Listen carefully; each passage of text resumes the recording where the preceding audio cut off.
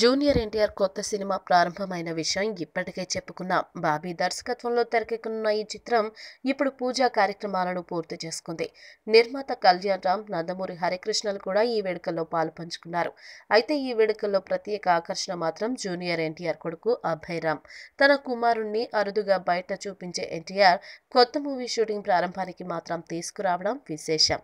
జే లవకుశ అనే టైటిల్ పరిశీలిస్తుండగా ఈ చిత్రం ప్రారంభోత్సవంలో భాగంగా తాత హరికృష్ణ చంకనెక్కిన అభయ్ రామ్ భలే చూడముచ్చటగా ఉన్నాడు.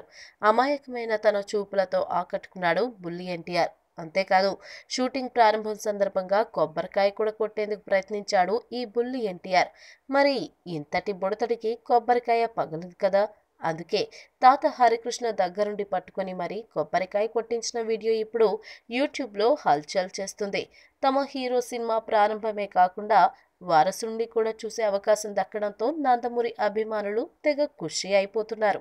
ఈ వీడియో మీకు నచ్చినట్లయితే సబ్స్క్రైబ్ చేయండి. ఫిల్మీ స్టార్స్ బోలెడంత న్యూస్ బోల్డ్గా.